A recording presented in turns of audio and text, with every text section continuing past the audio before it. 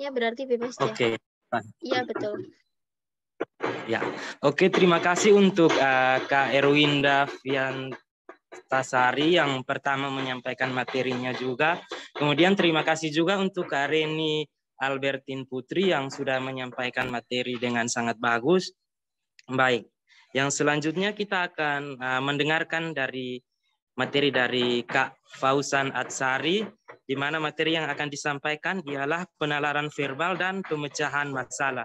Waktu dan kesempatan kepada Kak Fauzan Atsari kami persilahkan. Ya, terima kasih. Selamat sore semuanya. Apakah suara saya bisa didengar dengan cukup baik? Oke, baik. Terima kasih. Kalau begitu saya izin share screen terlebih dahulu ya. Oke, well, apakah layar saya sudah cukup tampak di device kalian? Hai guys. Oke, terima kasih. Selamat sore buat kalian yang ada di Jawa Timur, di Jawa dan sebelah Sumatera ya, dan Kalimantan dan sebagainya. Dan selamat masih sore juga, saya rasa masih sore untuk yang ada di Indonesia Tengah maupun Indonesia bagian Timur. Saya rasa masih sore semua ya, baik. Jadi saya merasa nggak bersalah untuk mengucapkan selamat sore kepada kalian semua. So, buat kalian semua yang sudah merasa stres dan hampir putus asa karena mengira bahwasanya soal TBS ini terdiri dari matematika semua, jangan khawatir ya, karena sebenarnya TBS ini nggak cuma soal matematika guys ya. Dan saya juga mau memberikan sebuah semangat kepada kalian. Kalian jangan menyerah, don't worry ya, karena soal TBS ini nggak seperti SBMPTN, which is kalau kalian salah skornya -1. Hello, di sini nggak ada -1. Di sini kalau salah nilainya tetap 0 dan kalau benar ada skornya. Ya, dan iya, ini tuh nggak seperti apa ya, seleksi gitu, sehingga yang diterima hanya sekian ribu peserta yang nilainya paling tinggi, itu enggak. Ya, jadi selama kalian sudah memenuhi passing grade, maka kalian ya insya Allah kemungkinan akan diterima gitu. Nanti finalnya baru yang menentukan adalah di proses wawancara. Itu yang nanti menentukan berapa ribu orang yang bakal diterima. So don't worry, kalau kalian merasa ada soal yang menurut kalian rumit, ya kalian lebih baik mengutamakan waktu gitu aja, karena waktunya terbatas guys. Oke, so well di sini bersama saya akan membahas soal-soal bonus ya guys ya. Jadi saya di sini katakan soal bonus karena kalian nggak perlu, sebenarnya perlu sih ya, berpikir tapi tidak sampai bulat matematika seperti itu. So kita langsung aja ke contoh soal yang pertama, analogi. Di sini saya ingin kalian menghidupkan mikrofon kalian untuk menjawab ya, tapi setelah menjawab it's okay untuk dimatikan kembali. So mari kita ke soal pertama. Analgesik dibandingkan dengan nyeri itu sama dengan apa kira-kira? Pelumas sama gesekan. Oke, pelumas. Obat. C. Semua jawab C. Oke, ada yang tahu nggak analgesik itu apa? Anti nyeri. Oke, analgesik adalah sekumpulan obat yang diperuntukkan untuk meredakan nyeri gitu kan. Nah, di sini analoginya sama seperti pelumas, yang mana pelumas itu digunakan untuk meredakan gesekan gitu ya, untuk meminimalisir lah gesekan. So, maka jawaban yang benar adalah C. Baik, kita ke soal nomor 2. Film banding skenario itu setara dengan apa sih kira-kira? Silakan di on mic dan jawab. Sandiwara plot. Sandiwara dan Sandiwara plot. Sandiwara plot. Sandiwara dan plot. Iya kah? Film itu punya skenario ya. Oke, skenario itu dirancang untuk menyatukan film. Sama seperti sandiwara dan plot. Sandiwara itu memiliki plot ya, alurnya bagaimana itu nanti dirancang untuk memenuhi sandiwara. Oke, bagus. Kalian cerdas ya. Oke. Besar banding berat. Sama dengan? Kecil ringan. Kecil ringan ya. Jika sesuatu yang semakin besar semakin berat, maka semakin kecil semakin Semakin ringan. ringan. Berat. Oke, bagus. Ini nggak sampai 10 detik kalian bisa jawab 3 soal ya. Kalau bener kan lumayan, skornya sama dengan jumlah 3 soal yang bener di yang hitung-hitungan tadi. Ya enggak? Nah, jadi buat kalian yang merasa lemah di hitung-hitungan, paling enggak kalian bisalah menjawab ya minimal dari 10 soal betul 11 lah. Ya. Oke. Ini enggak nilainya ngangkat di sini ya. Jadi oke, lokomotif kereta api setara dengan Kuda Dekat andong. Dokar kusir. dokar kusir atau kuda andong. Kuda andong. Kuda Oke, andong. gini ya guys. Kusir adalah gini gampangnya. Lokomotif adalah gerbong, bukan gerbong ya. Lokomotif adalah gerbong paling depan, bukan gerbong paling depan. Kereta kepala gitu. Nah, kereta kepalanya itu kan menarik kereta apinya, menarik gerbong-gerbong penumpang gitu loh. Ya kan? Nah, itu sama dengan kuda yang menarik andong. Andong itu apa? Andong adalah kereta kuda yang rodanya itu ada 4 gitu. Kalau kalian jawab dokar dan kusir, maka itu seperti kereta api banding masinis gitu. Karena masinis adalah yang mengemudikan kereta api, bagaikan kusir mengemudikan dokar gitu. Bisa dipahami? Bisa dipahami ya? Bisa. Ya, jadi ini lokomotif ya kan. Ini tuh kereta api. Nah, seperti ini. Ini lokomotif. Loko ini kereta. Nah, seperti ini. Bagaikan apa? Bagaikan kuda ya yang menarik dokar. Nah, seperti ini gitu ya. Kuda menarik dokar seperti itu. Andong ya, maaf andong. Andong itu dokar yang rodanya 4.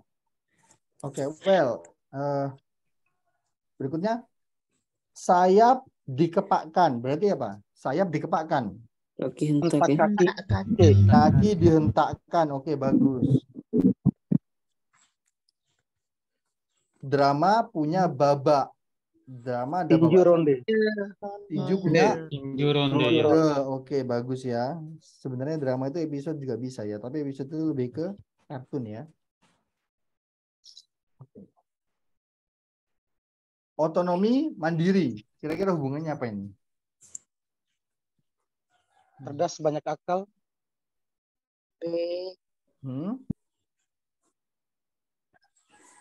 Cerdas banyak akal. B. Banyak akal ya. Otonomi itu bersifat mandiri.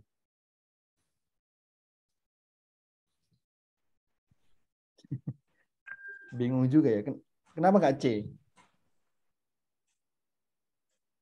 Ya ke opsinya bisa B bisa C sih Kak. Ya ya. Bisa C ya. Dari komponen. Otonomi itu kan berarti kan bersifat mandiri gitu ya. Betul nggak? Iya benar. Otonomi bersifat mandiri gitu. Artinya apa? Otonomi daerah gitu kan. Berarti daerahnya itu bersifat mandiri gitu kan. Ya enggak? Jadi kalau kalian gini, daerah yang mandiri itu berarti otonomi. Otonomi itu bersifat mandiri gitu. Seperti cerdas. Cerdas itu berarti apa? Bersifat banyak akal gitu ya. Masuk nggak? Masuk. Sedangkan rakyat itu bukan bersifat masyarakat, tapi rakyat itu sinonimnya dalam dalam masyarakat gitu. Jadi ini yang meskipun keduanya itu mirip, berarti jawaban yang paling tepat adalah B gitu ya. Oke. Oh gitu ya. Otonomi itu juga istilah psikologi ya, artinya mandiri, betul. Great. Oke. Kentang itu masuk ke dalam umbi-umbian. Jadi umbi itu ada banyak, salah satunya adalah kentang. Apel buah. Nah, seperti ini ya. Kentang, ini umbi. Nah, ini apel bersifat buah. Apel itu salah satu jenis buah. Apel itu elektronik ya. Oke, apel jenis buah. Oke. Oke, baik, guys. So, wah nggak kerasa, guys. Seperti kalian sudah menuntaskan soal-soal yang analogi ya, dan itu kalian tadi betul semua ya. Sebisa mungkin betul semua. Oke, ini bisa kalian screenshot. Sudah? Screenshot ya. Ya, oke. Ini bisa kalian screenshot. Bentar. Nah, udah? Dan enggak. Kenapa? Udah? Sudah Kak. Ya, great. So, sekarang penalaran logis. Oke. Pilihlah kesimpulan yang paling tepat dari semua pernyataan atau premis yang tersedia pada setiap soal. Oke. Sekarang gini, semua siswa yang pandai akan lulus ujian. Kita tulis ya. Pandai, ya kan? Pandai maka lulus D. ya. Lulus. Di sini sebagian siswa kelas 12 bukan siswa yang pandai. Berarti kita tulis kelas 12. Ini sebagiannya pandai, sebagiannya ya sebentar ya, tidak pandai. Jawabannya apa? D. Oke, kita kunci dulu ini ya jawaban D. Coba yang A. Semua yang lulus ujian adalah kelas 12. Iya enggak? Enggak ya? Enggak, Mak. Belum tentu karena Iya, kelas Kak. 12 ada yang tidak pandai. Tidak pandai. Oke, ada yang tidak pandai. Berarti ini bukan. Terus sebagian siswa yang pandai tidak lulus ujian. Padahal yang pandai pasti Iya, pasti lulus. lulus. Oke. Yang C. Semua siswa yang pandai adalah kelas 12. Belum tentu ya. Iya, Karena di karena sini sebagian siswa kelas nggak 12 disebutkan. itu. Betul, Iya. di sini nggak disebutkan. Jadi nggak tahu. Terus jawaban yang E. Sebagian siswa kelas 12 tidak mengikuti ujian. Di sini nggak ada keterangannya ya. Iya, tidak ada keterangan itu. Tidak ada keterangan. Maka jawabannya adalah D ya. D. Oke, bagus. Kemudian soal berikutnya nomor 10. Jika Diba sakit, maka ia memakai jaket. Oke, Diba ini sakit, maka pakai jaket. Oke. Jika Diba pakai jaket, maka ia tidak merasa kedinginan. C. Oke, jawabannya apa? A. C. C. C.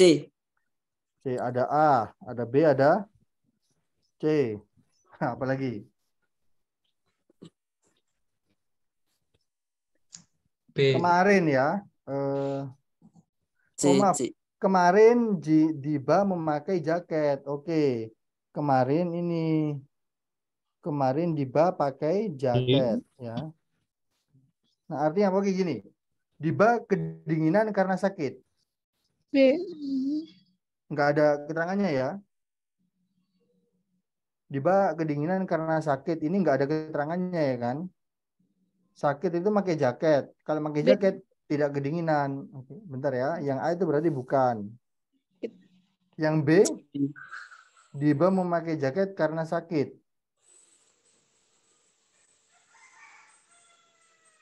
Tidak, Kak. Nah ya, kalau Diba sakit maka dia pakai jaket. Tapi jadi ingat, Diba sakit maka ia pakai jaket. Tapi kalau dia pakai jaket belum tentu dia sakit. Paham ya? Paham nggak? Iya. Nggak, kalian C, benar. C.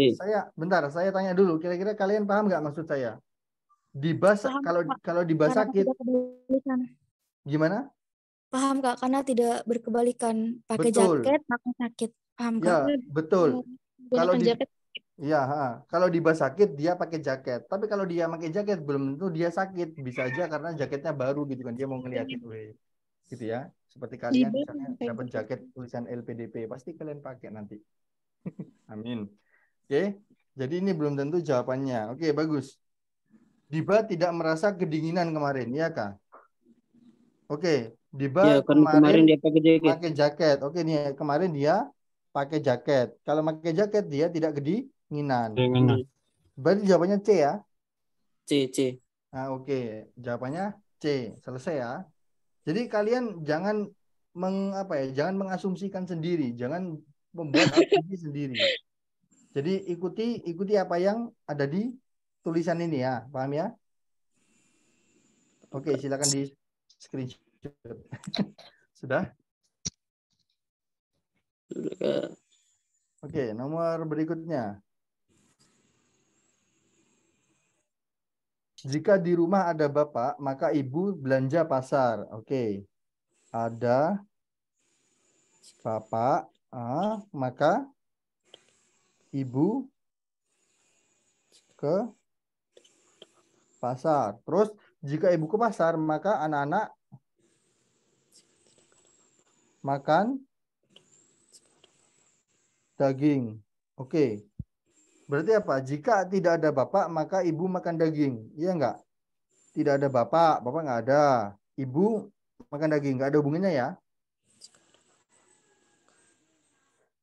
Iya enggak? Nggak ada hubungannya yang A ya? Bukan. B, Kak. Yang B. Jika ada bapak, maka anak-anak makan daging. Oke, Ya, jika Pak. ada bapak, maka ibu ke pasar. Kalau ibu ke pasar, anak-anak makan daging. Maka Daging. nomor Ya, 11 masuk. jawabannya B ya? B. Iya, jawabannya B. Oke, bagus. Nomor 12. Oke, silakan. Nomor 12, semua peserta seminar memiliki baju bertanda khusus. Oke, berarti ini adalah kita membuat ini peserta seminar. Oke, punya baju bertanda khusus. Berarti punya baju. Ini ya. Pak Arman peserta seminar. Berarti Pak Arman masuk ke dalam lingkaran ini ya.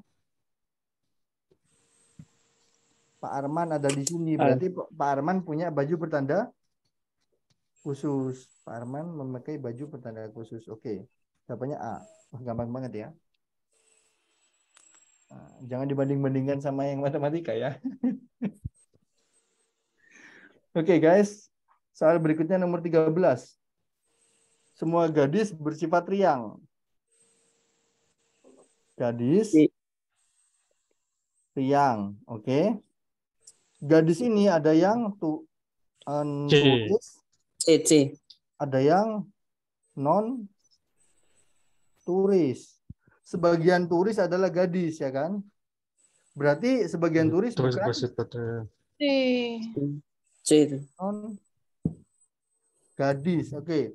Sebagian gadis turis, sebagian gadis bukan turis ya nggak? Betul nggak? Iya. Sebagian turis adalah gadis. Berarti kan sebagiannya bukan gadis ya? Maksudnya mungkin laki-laki gitu loh. Nah, berarti sebagian turis bersifat riang, ya enggak? Karena sebagian turis itu gadis maka riang. Nah, yang non gadis ya belum tentu riang ya kan? Betul nggak? Betul, Kak. Oke, maka jawabannya C. Oke, bagus. Nomor 14. Semua jalur adalah jalan.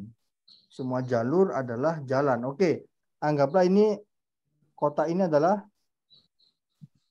jalur ya. Semua jalur adalah jalan. Nah, ini adalah jalan.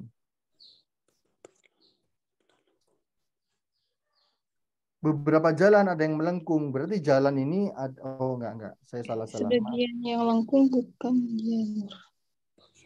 Maaf, bukan kayak gini caranya menuliskannya ya. Gini ya. Semua jalur jalur pasti jalan. Nah, Kak. beberapa jalan melengkung, beberapa jalan tidak. Gitu. Bukan jalur. Melengkung, ini tidak, berarti lurus gini ya.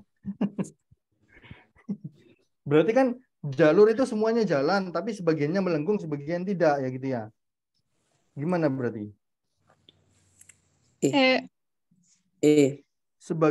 Sebagian yang melengkung bukan jalur. Iya, karena sebagian yang melengkung itu, sebagian jalur itu lengkung. Oke, jalur sama dengan jalan gini ya. Kalau C, Kak.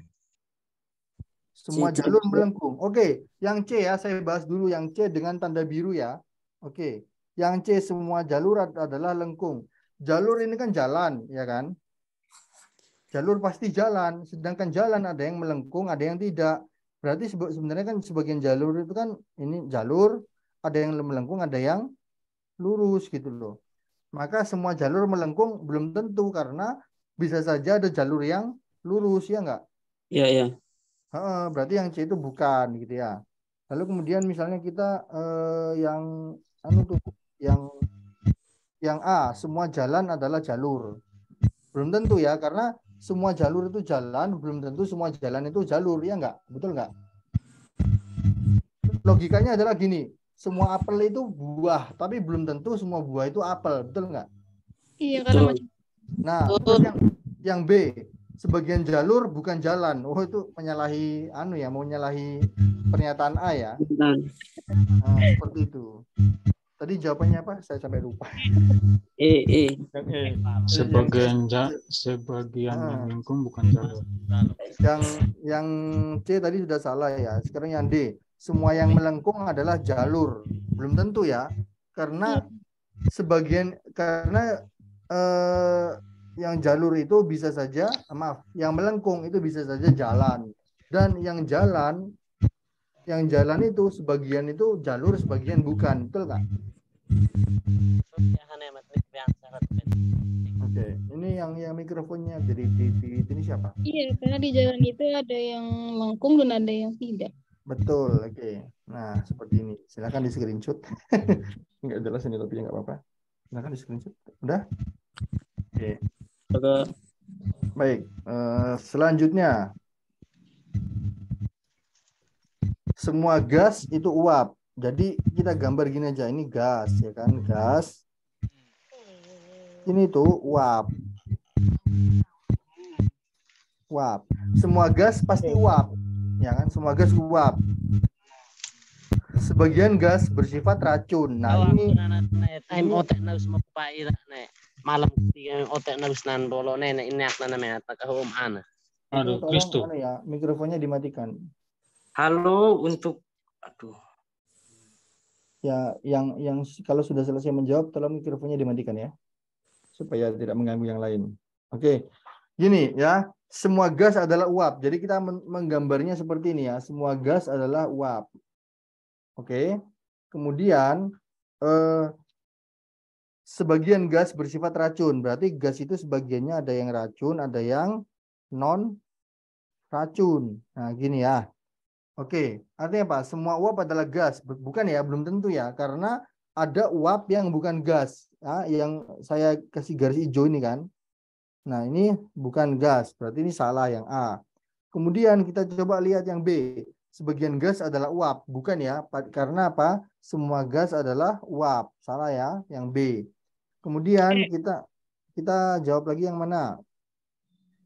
Semua gas bersifat racun, bukan ya? Karena sebagian gas ada yang racun, ada yang non racun, betul ya? Yang C bukan, apalagi? Yang D. Semua uap bersifat racun salah. Belum tentu ya? Nah, Karena sebagian yang racun. betul, sebagian uap bisa saja racun, bisa saja bukan. Ya, berarti D salah. Yang E, sebagian uap bersifat racun. Betul. Betul ya, karena sebagian uap adalah gas dan sebagian gas bersifat racun. Maka sebagian uap bersifat racun. Bisa dipahami? Bisa. Bisa, Kak. Oke, baik. Sangat baik. Kemudian kita nomor 16, guys. 16. Perjalanan masih panjang ya, sabar aja. Nomor 16. Semua yang lahir di bumi adalah penduduk bumi. Oke. Semua yang lahir di bumi adalah penduduk bumi ya. Oke. Semua lahir di bumi. Lahir di bumi. Ada bumi. Bumi itu bulat. Bulatnya jelek banget sih. Semua yang lahir di bumi penduduk bumi. Beberapa penduduk bumi tinggal di pesawat luar angkasa. Oke. Kita hapus gambarnya.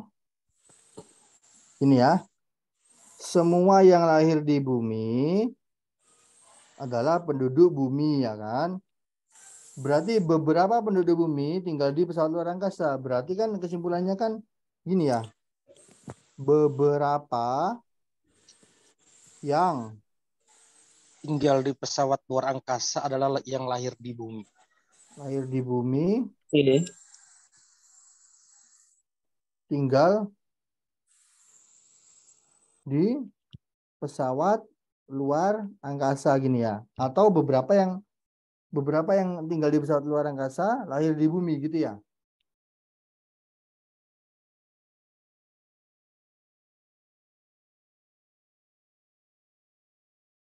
Iya Kak, seperti itu premisnya, kesimpulannya. Oke. Bisa dibalik ya.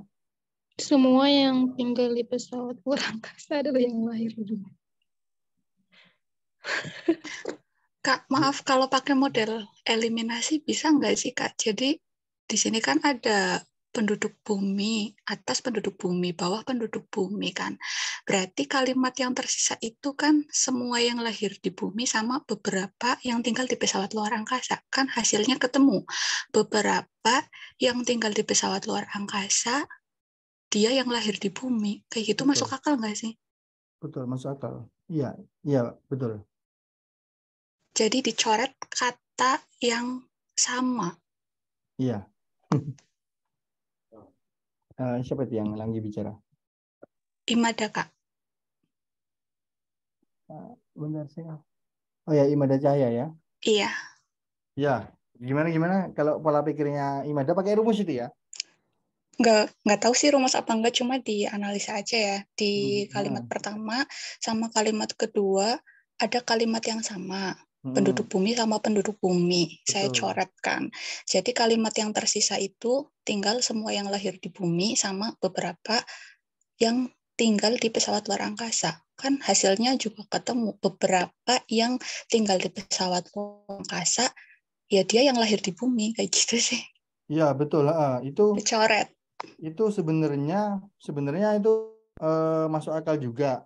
Cuman saya kalau seperti itu berarti kan itu jawabannya jadi rancu, Mbak. Jadi sebenarnya nomor 16 ini menurut saya nggak ada jawabannya gitu.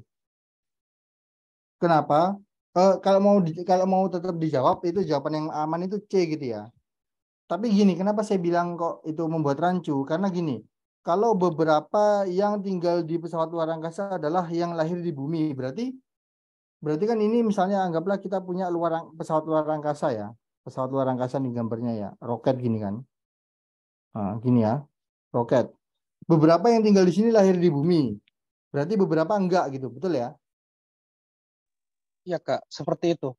Nah, kalau itu jawabannya, maka jawaban C dan E bisa benar gitu. Karena beberapa yang tinggal di pesawat luar angkasa lahir di bumi. Berarti kan beberapa lainnya adalah tidak lahir di bumi. Nah gitu. Maka jawabannya bisa C, bisa E gitu loh. Belum, menurut saya tidak sih Kak, karena opsi E itu yang tidak lahir di bumi. Di premis satunya sudah dipastikan semua yang lahir di bumi adalah penduduk bumi.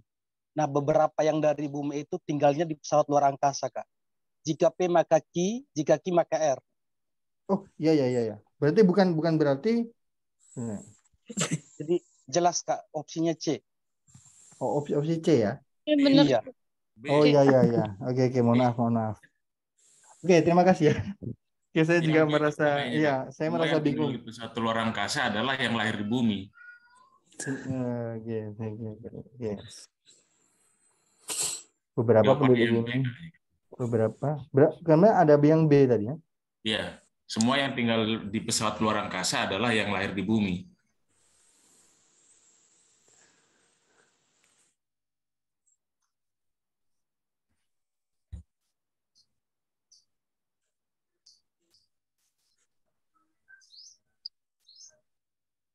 Oh iya, saya paham maksudnya. Oke, saya jabarkan seperti ini ya. Lahir di bumi, maka berarti apa? Penduduk bumi ya? Iya. Penduduk bumi. Dan penduduk bumi ini beberapa, berarti ini sebagian ini tuh tinggal di bumi, ini tinggal di orang angkasa. Pesawat luar angkasa. Nah, gini ya, berarti apa? Semua yang tinggal di luar angkasa adalah penduduk bumi, gitu ya? Iya. Tapi itu sebenarnya nggak bisa masuk logika karena anggaplah bisa, Kak, iya. Misalnya gini, anggaplah kita memang bisa menganggap itu karena kita mungkin pakai konteks luar angkasa ya. Tapi coba misalnya tinggal di luar angkasa itu kita ganti sebagai misalnya gini, penduduk bumi ya. Penduduk bumi itu kita ganti misalnya apa misalnya? Contohnya orang kaya misalnya ya. Penduduk bumi itu misalnya kita ganti orang kaya. Misalnya adalah orang kaya. Terus beberapa orang kaya gini, orang kaya ya kan? Tinggal di pesawat luar angkasa, ini saya ganti menjadi gini. Tinggal di luar angkasa, ini saya ganti menjadi punya mobil. Nah, gini, ya kan?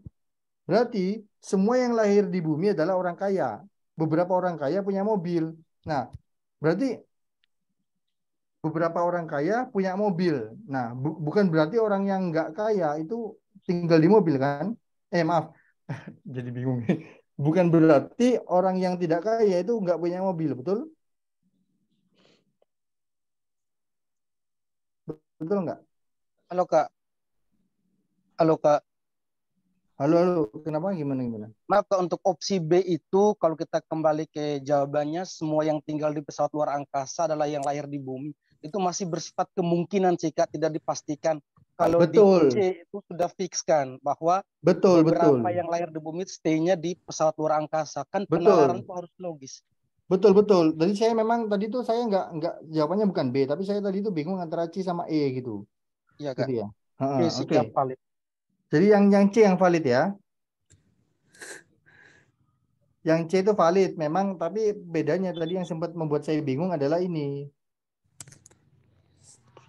Bisa dipahami nggak? Halo?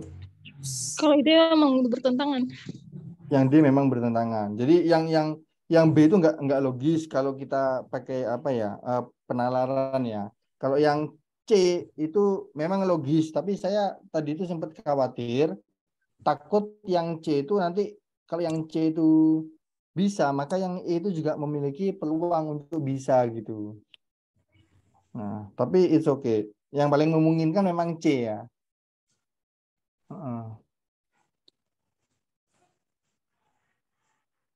Iya, betul itu yang jawabannya Delto itu ya.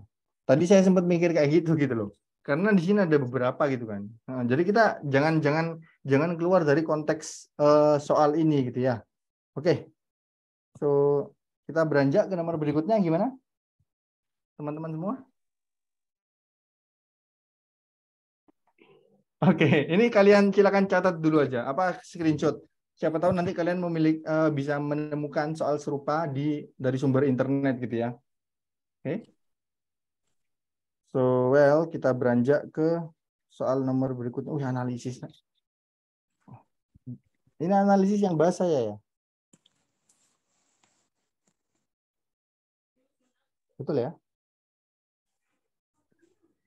Oke, gini guys. Seorang siswa menyusun rencana kursus 3 dari 5 mata pelajaran yang bisa diambil. Ya, yaitu apa? Kita di sini punya matematika.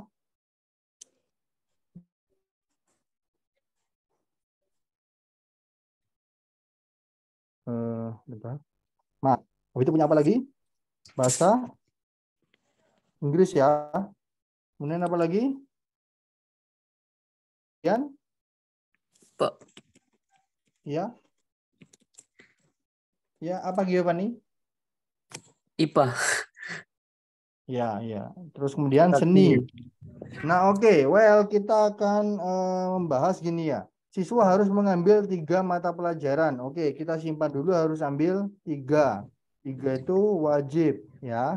Terus kemudian ini kan. Oke, kemudian jika mengambil kesenian tidak boleh mengambil bahasa Inggris. Oke, maka jika seni ini diambil ya kan? Diambil maka bahasa Inggris tidak boleh. Betul ya?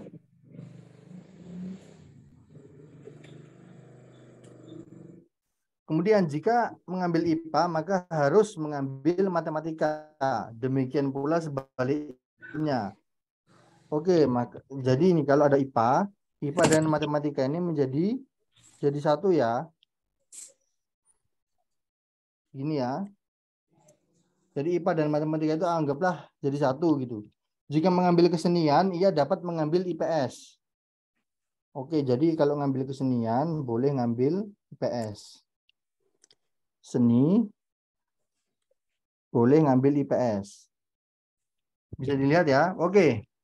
Di antara pasangan kursus berikut yang tidak boleh diambil bersamaan adalah apa kira-kira? Ya seni dan bahasa Inggris dong. Kak. Kenapa? IPS dan bahasa Inggris. Kenapa? Yang tidak boleh ya, ingat yang tidak boleh.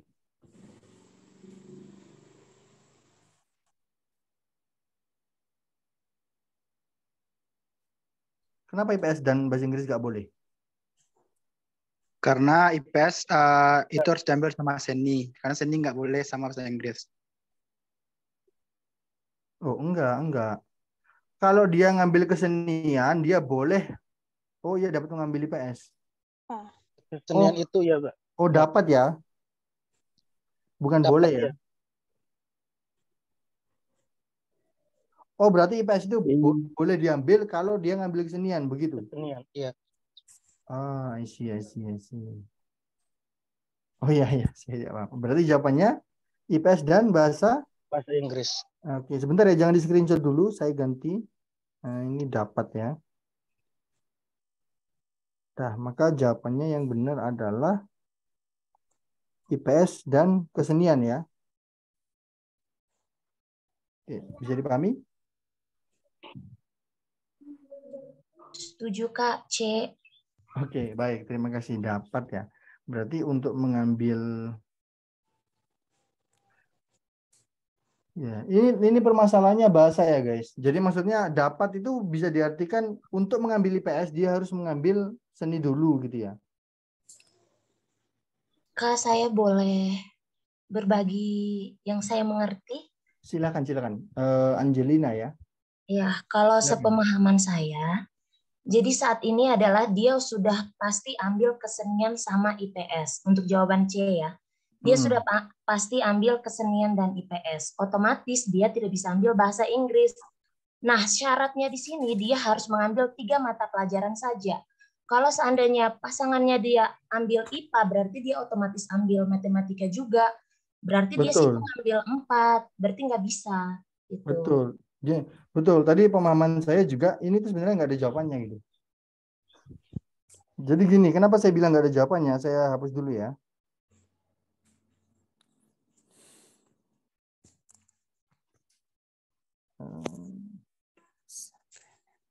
Pemahaman saya tadi adalah kayak gini. Dapat ya, dapat. Jadi kalau ngambil seni boleh ngambil IPS, tetapi tidak harus gitu loh. Maksud dari kata dapat itu gitu. Kalau ngambil seni boleh ngambil IPS, tetapi tidak harus. Sedangkan IPS boleh apa? Boleh diambil juga tanpa seni gitu, paham ya? Karena ini penjelasannya adalah jika mengambil kesenian ia dapat mengambil IPS. Dia nggak bilang dia hanya dapat mengambil IPS jika mengambil kesenian. Paham nggak maksudnya? Paham, Pak. Nah, jadi misalnya gini, IPS dan bahasa Inggris. Oke, dia tidak boleh diambil bersamaan? Enggak ya. Karena dia bisa mengambil IPS, ya kan?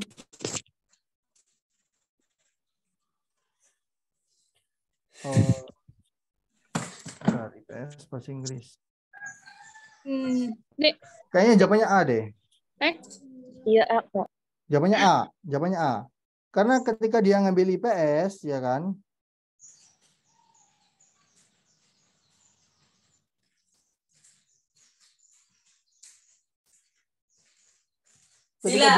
Ketika dia ngambil IPS dan ngambil bahasa Inggris.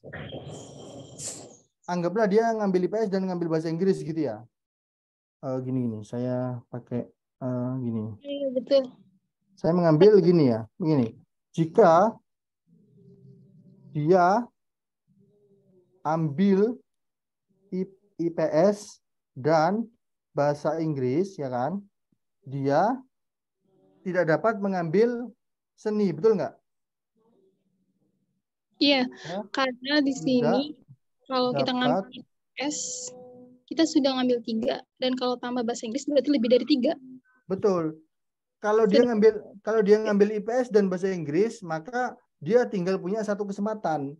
Sedangkan kalau cuma tinggal punya satu kesempatan, dia nggak bisa dong ngambil IPA, karena IPA harus sama dengan matematika, betul? Karena Betul ya? ketentuannya itu hanya 3 mata pelajaran. Betul. Kalau dia ngambil IPS dan bahasa Inggris, berarti kan kurang satu tuh. Kalau kurang satu, dia nggak mungkin ngambil IPA ataupun matematika, karena keduanya harus bersamaan.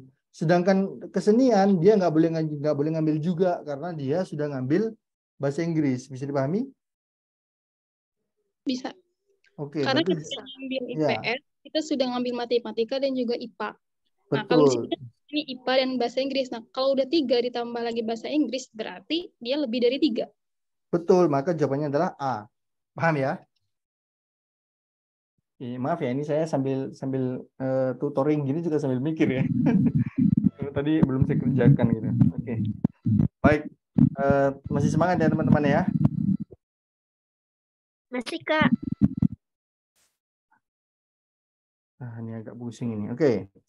Tony, Firman, Chandra, Bayu, Dendi, Aji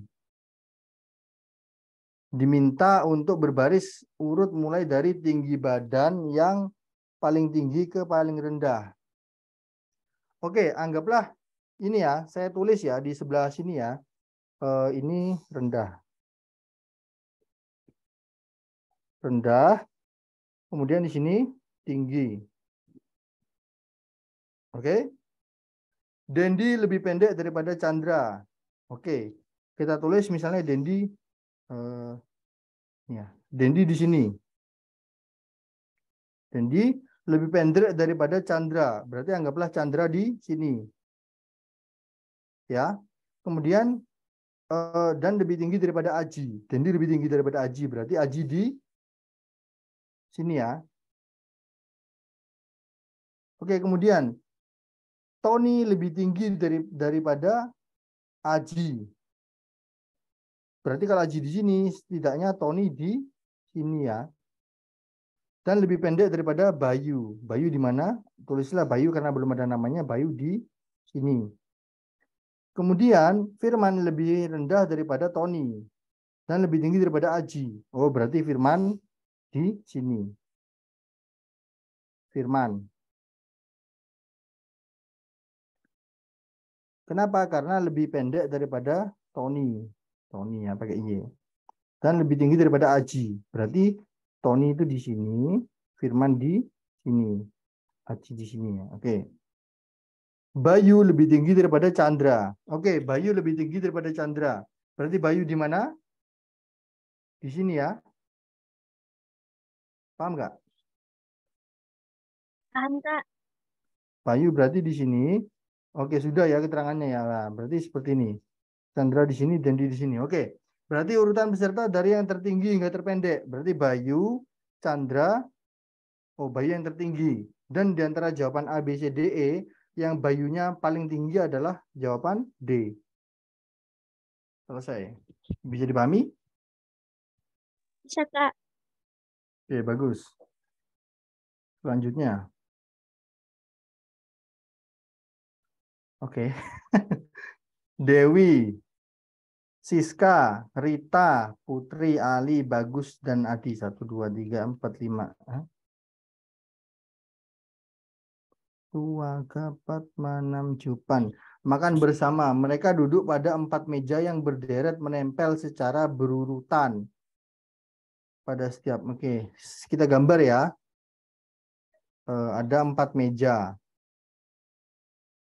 1, 2, 3, 4. Oke. Kemudian mereka duduk di 4 meja yang berderet menempel secara berurutan. Pada setiap meja hanya ada 2 orang yang duduk berhadapan. Oke, berarti ini ada 2 orang ya berhadapan. Duduknya di sini 8 orang. Sedangkan laki-laki dan perempuan tidak boleh duduk sebelahan. Oke, laki-laki nggak boleh duduk sebelahan. Berarti harus berhadapan ya. Bisa dipahami ya? Berarti anggaplah sini apa? Laki-laki, sini perempuan.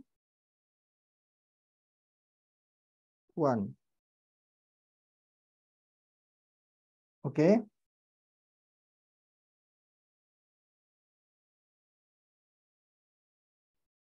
Meja C terletak di paling kiri. Aduh.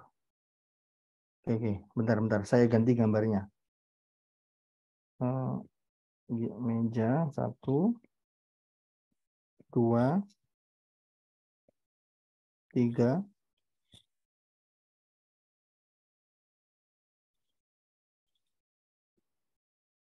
4. Bisa dilihat ya. Ini perempuan, ini laki-laki. Bisa dipahami ya? Ini kelihatan nggak? Kelihatan, Kak. Lukas menjawab D, Adi dan Putri. Sabar dulu, Bos. Sabar dulu, Bos. Masih berpikir nih, Bos. Oke, well. Kemudian Rio di meja D yang letaknya 2 meja di kanan meja A. Oke, bentar. Meja C terletak di paling kiri. Berarti ini meja C ya. Oke. Terus meja D letaknya 2 meja di kanan meja A. D, 2 kanan meja A. Kalau meja paling kiri C berarti meja A kemungkinan paling kiri di mana? Kalau misalnya meja A di sini, berarti kan meja D kan nggak mungkin dua meja di kanan meja A. Berarti kan di sini dong. Nggak mungkin ya. Berarti ini adalah meja A, ini adalah meja D. Bisa dipahami? Bisa dipahami ya? Halo? Bisa, Kak. Oke. Berarti tinggal ini meja B ya. Tinggal ini meja B. Kemudian Rio ada di meja D yang letaknya di kanan meja A. Berarti di sini ada Rio. Karena apa? Karena ini laki-laki ya. Laki-laki di sini, perempuannya di atas. Nah, Siska di meja C. Berarti ini Siska. Kenapa saya letakkan perempuannya di atas, laki-lakinya di bawah? Karena tadi ada laki-laki dan perempuan tidak boleh duduk bersebelahan ya. Berarti sini perempuan semua yang atas, ya kan, yang bawah laki-laki semua. Oke. Dewi duduk di kursi kedua sebelah kanan Putri.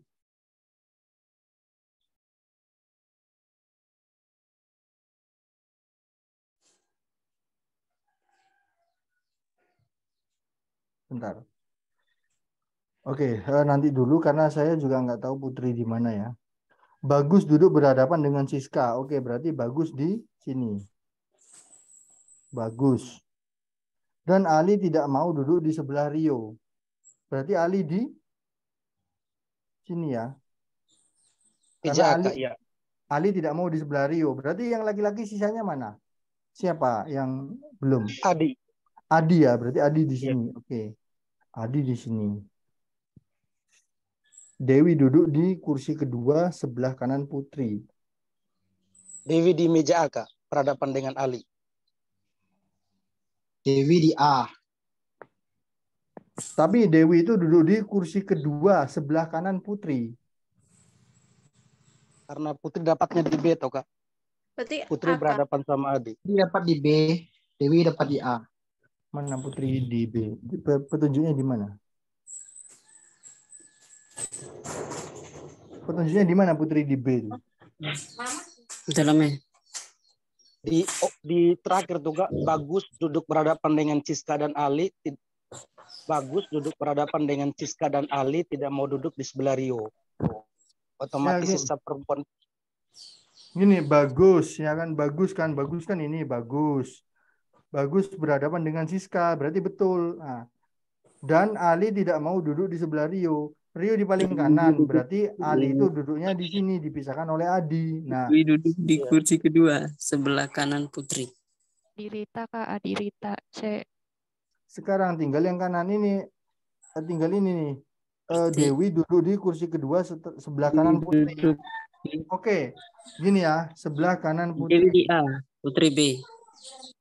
Putri di A, Kak, Dewi di D. Putri di A. Karena apa? Kursi kedua sebelah kanan Putri. Berarti kan kalau Putri di sini, Putri berarti kan Dewinya di sini dong. Nggak mungkin ya. Iya Kak, Dewi di D Kak.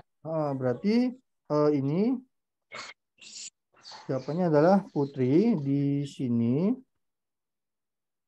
Dewi di sini. Dewi di D. Betul ya. Kemudian Putri, betul ya ini ya? Betul Kak, Rita Adi Kak. Berarti sisanya tinggal Rita ya? Rita Adi. Ya, Rita. Ini saya menjelaskan pelan-pelan supaya kalian semua paham ya. Tapi nanti kalau kalian mengerjakan, tulis saja secepat mungkin ya. Oke, so jawabannya mana? Siswa yang duduk berhadapan di meja B adalah Adi dan Rita, betul? Betul Kak, Adi Rita Kak. Oke, jawabannya C. Nah, Screenshot. mau tanya boleh nggak Kak? Silakan. Kak, kalau misalkan itu Dewi duduk di kursi kedua sebelah kanan Putri ya. Ini kalau misalkan posisinya kalau duduk beneran nih dibalik, bukannya Dewi itu malah di sebelah kirinya Putri ya? Gimana sih? Iya, malah sebelah kirinya kalau misal menghadapnya beneran kayak duduk itu Kak. Oke. Jadi ini ya.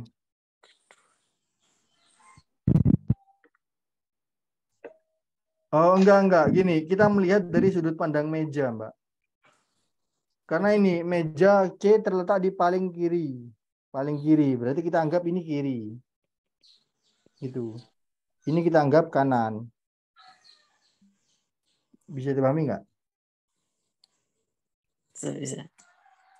Bentar, saya kasih Mungkin warna. nggak usah divisualisasikan ya Mbak. Jadi kita nggak usah berada di situ terus kita lihat kanan kiri kita gitu ya. Mungkin Jadi gini, kita ini ya, mana meja C terletak di paling kiri. Nah, ini meja C terletak di paling kiri. Berarti ini C adalah paling kiri. Nah, ini meja D paling kanan. Baterai laptop. Tapi kalaupun dibalik Kak, Dewi dan Putri dibalik juga tetap benar kok Kak. Gitu ya. Oke, bentar. Kita stay dulu. Ini jawabannya C. Sudah kalian screenshot? Soalnya kayaknya soal berikutnya ini sama juga soalnya nih. Kasusnya, cuman beda soal gitu aja. Nah, ini. Pernyataan mana yang paling benar? Adi duduk di sebelah Bagus, yang A. Betul? Betul. Salah. Hah? Karena Ali kan di B. Ali duduk di sebelah Bagus. Ini Ali sebelah Bagus.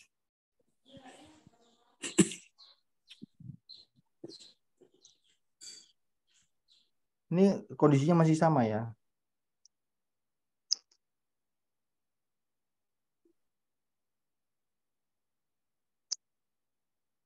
Rio dan Siska duduk berhadapan di meja D. Rio dan Siska. Salah ya? Salah ya? Kak. Bentar. Tadi bener loh. Adi ya.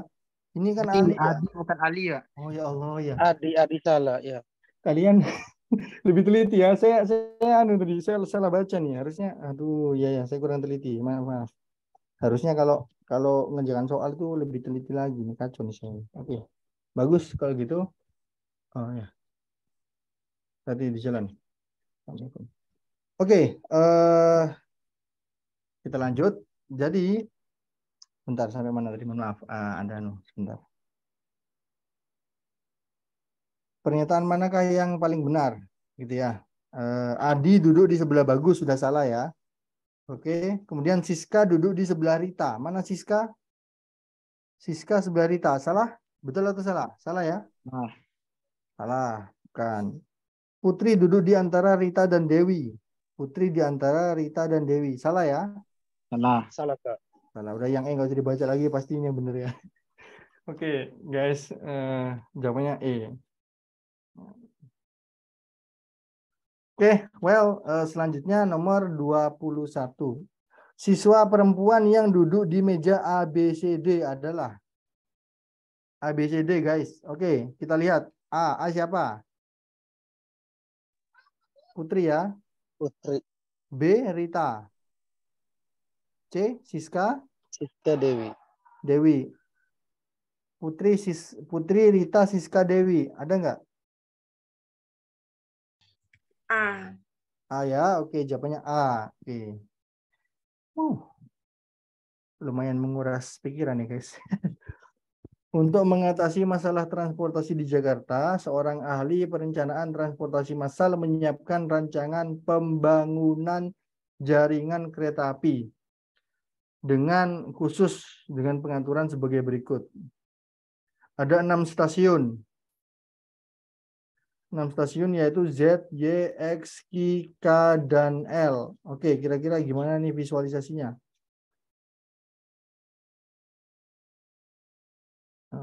Gini ya. Membuat stasiun Z, X, Y, ZYX, I, K, dan L. Oke. Stop stasiun tertutup dan selama seorang penumpang belum keluar dari stasiun, ia dapat pindah ke kereta lain untuk melanjutkan perjalanan hingga stasiun yang dituju. Ya, oke lah, itu umum lah ya. Perjalanan kereta api diatur sebagai berikut. Oke, ini kita lihat ya. Q ke Y. Q ke Y. Q ke K. Oke. Habis itu kemudian L ke Z.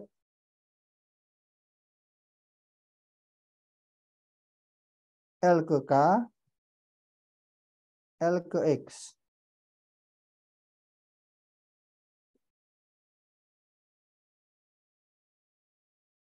K ke Q. Oke. Bisa dipahami ya? Rute mana yang memerlukan perjalanan pindah kereta paling banyak? Oke. Yang mana guys?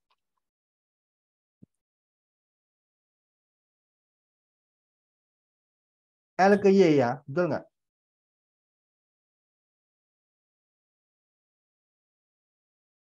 Halo? Suara saya kedengeran nggak? Ya benar.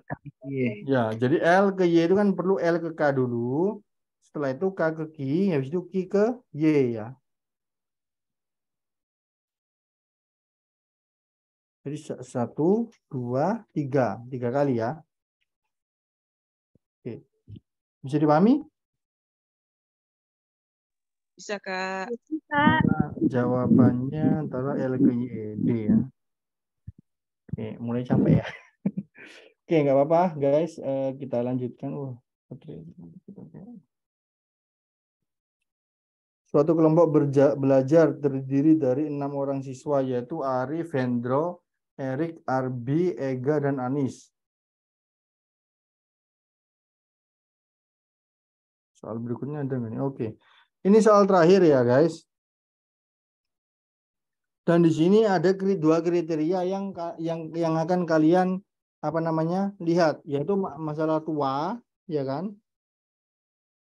Tua dan muda ini, serta lebih pintar atau bodoh. Bisa kalian lihat ya. Tapi pertanyaannya adalah siapa yang usianya paling tua? Berarti ini kalian abaikan ya. Bisa dipahami ya. Sekarang kalian coba lihat ini. Arif ini anggaplah di sini adalah muda. Muda. Terus di sini adalah tua. Oke, Arif lebih tua daripada Hendro. Anggaplah Arif di sini. Arif ini Hendro. Hendro di sini. Arif di sini. Lalu Arbi lebih tua daripada Anis. Arbi lebih tua daripada Anis.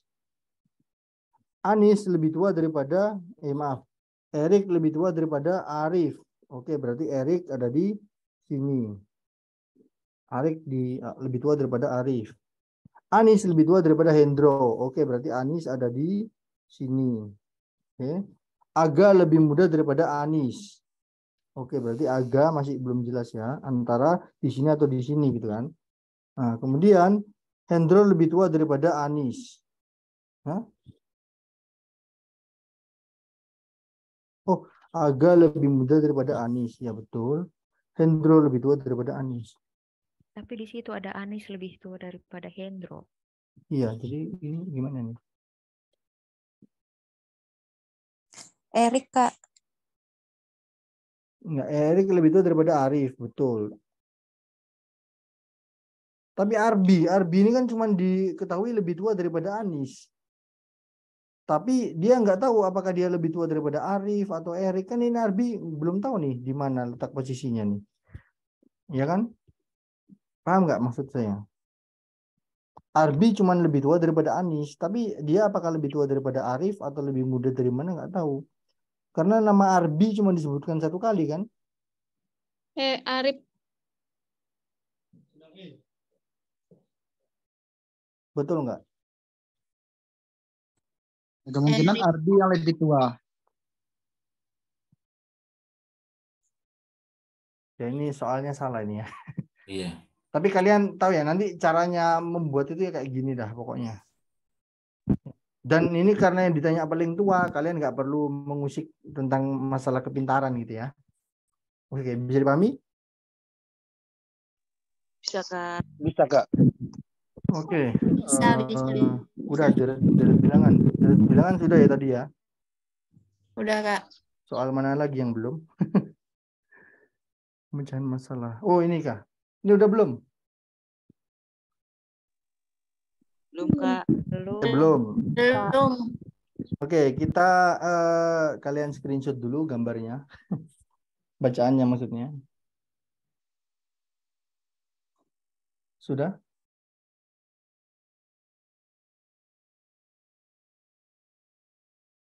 Terus ini juga sudah?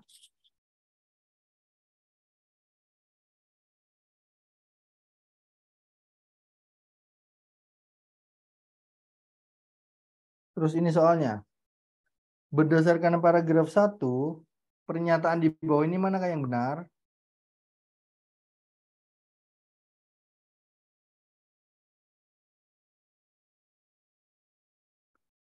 Kalian coba screenshot soal-soalnya ini. Soal nomor 49 sama 50. Terus kita bahas berdasarkan paragraf 1 ya. Kecelakaan lalu lintas merupakan masalah sosial yang sudah menjadi hal yang biasa bagi masyarakat Indonesia. Betul nggak?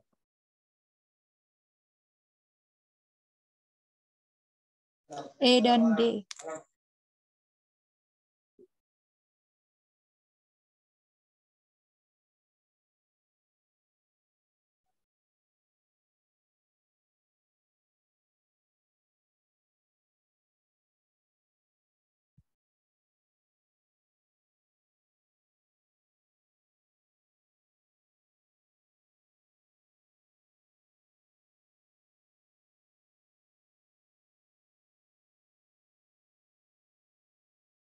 Yang E ya.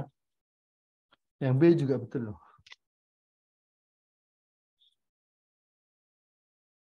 Tapi yang B itu kan semakin menjadi hal yang biasa. Dan di sini sudah menjadi hal yang biasa gitu. Beda apa ya? Beda anu ya. Bentar ya, saya mau ngecas laptop. Aduh.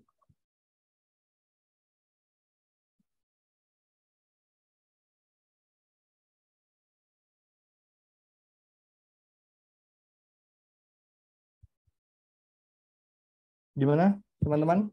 Jawabannya? Halo? Udah. E dan D.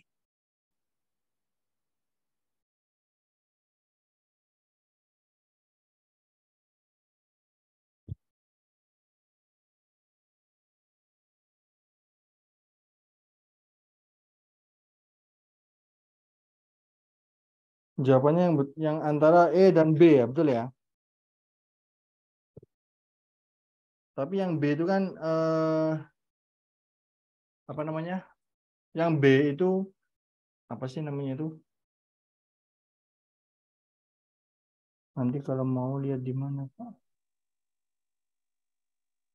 Kalau yang B itu mesti pernyataan umum. Betul, dan ini semakin ya, semakin. Padahal dibacaannya adalah sudah gitu ya. Oke. Kemudian nomor 50. Berdasarkan paragraf 2, apa penyebab angka kecelakaan lalu lintas setiap tahun semakin meningkat dan apa berdasarkan paragraf 2 terdapat beberapa hal yang menjadi penyebab tingginya angka kecelakaan lalu lintas. Salah satunya adalah jumlah kendaraan bermotor yang semakin meningkat sehingga volume jalan pun semakin padat. Nah, jawabannya D ya.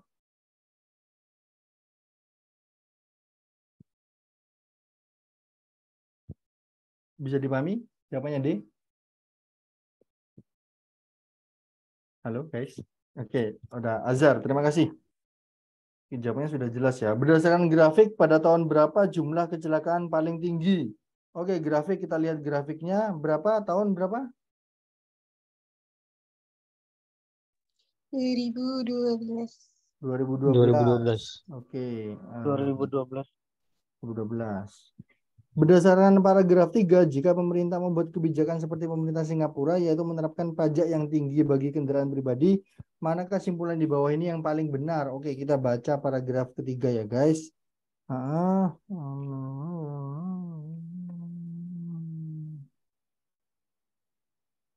Oke, ini ya penyebab pemerintah Singapura nih ya, yaitu menerapkan kebijakan pajak yang tinggi.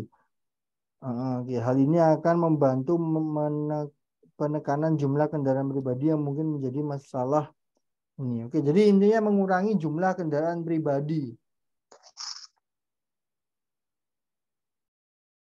Ini ya jawabannya C ya. Kalian bisa screenshot aja. Nanti kalian buktikan sendiri, baca kembali ya. Oke, bisa? I hope ini nggak menyusahkan kalian. Oke guys, halaman 33. Soal nomor 53 sampai 56. Oh ya, buat kalian nanti kalau menemukan soal bacaan, ingat baca dulu pertanyaannya baru ngerjakan soal. Oke.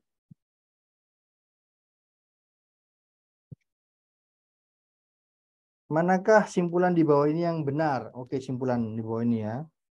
Semenjak 2000 tahun lalu, berarti kan intinya kan adalah semenjak 2000 tahun yang lalu. Kita cari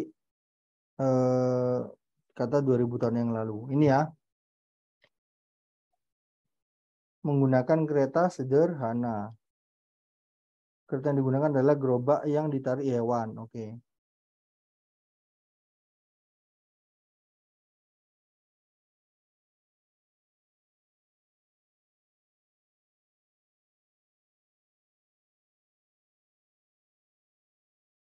Jawabannya A ya.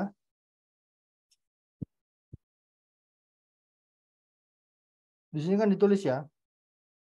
Semenjak 2000 tahun yang lalu kan. Kurang lebih 2000 tahun yang Iya, lalu. Kak, Gitu. pas. Oke. Pas ya. Oke, bagus. Sekarang nomor 54. Berdasarkan paragraf 2, manakah simpulan berikut ini yang paling mungkin benar? Oke. Paragraf 2 apa? Simpulan. Ingat guys, kalau kita mau nyari kesimpulan atau namanya kalimat inti ya, kalimat pokok, itu biasanya ada di awal atau biasanya di awal paragraf. Ya. Tapi kalian tetap harus baca secara keseluruhan.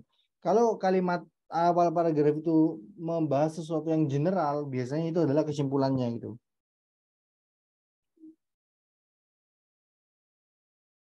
Ini kalimatnya ya dibagi-bagi seperti ini ya.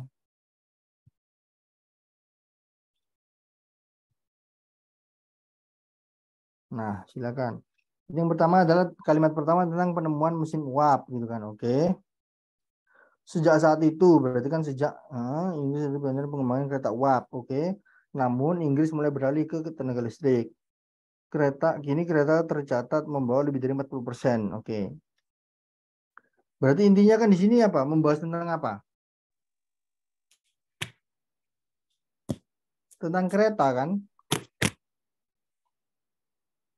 Ya enggak?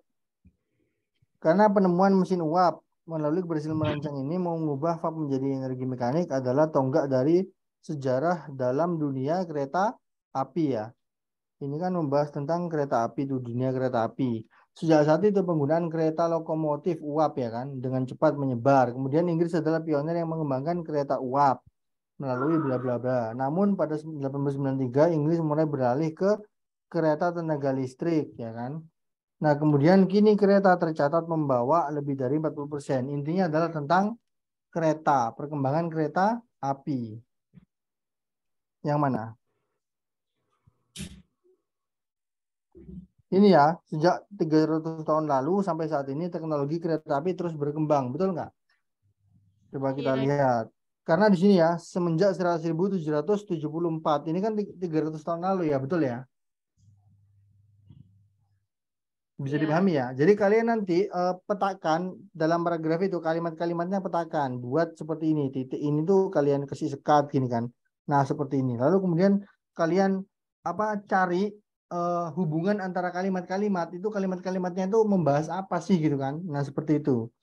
Ternyata semuanya membahas tentang kereta dan intinya adalah mengenai perkembangan kereta api, betul ya. Mulai dari uap sampai listrik. Nah, maka dari itu, semenjak 2000-an, ini sejak 300 tahun lalu, dari mana 300 tahun yang lalu itu? Dari tahun 1774 ya.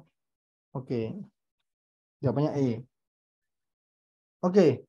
Berdasarkan paragraf 2, apa yang paling mungkin terjadi di Prancis? Silakan. Paragraf 2. Betul ya paragraf 2 ya. Silakan.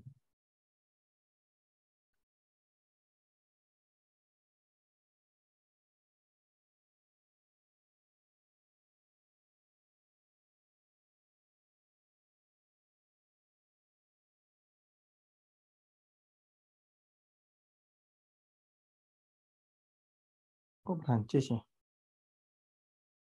Ini memang bahas Prancis.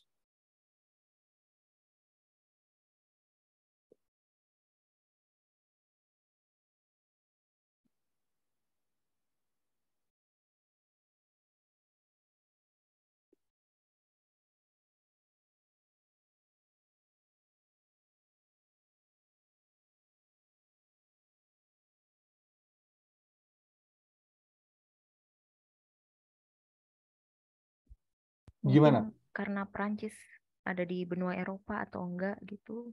Oke. Jadi lagi apa yang paling mungkin terjadi di Prancis ya? Apa kira-kira?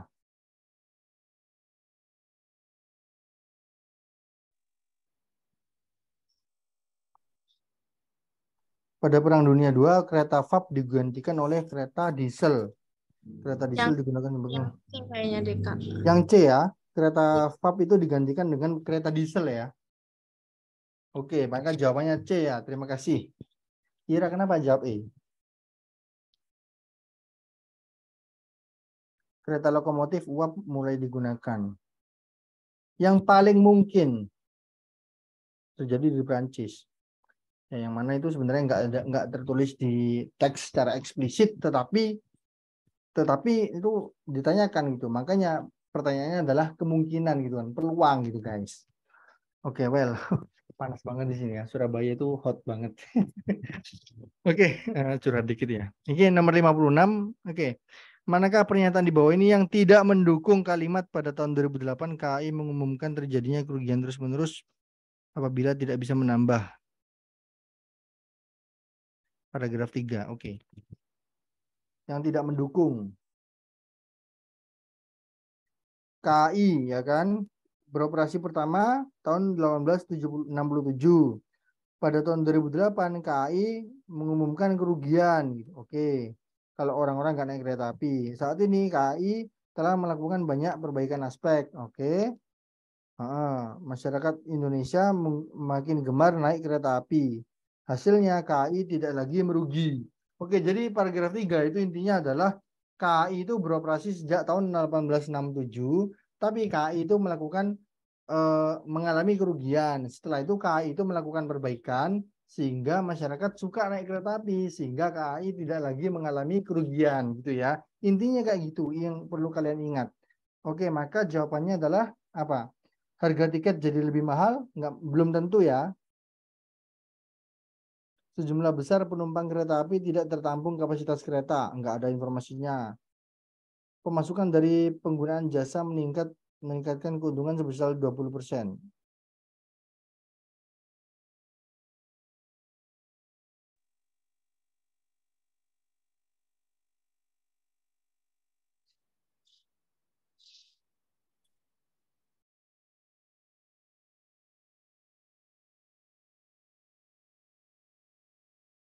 Tidak mendukung. Gimana menurut kalian? Ternyata yang tidak mendukung, guys. Lalu bersemangat saya.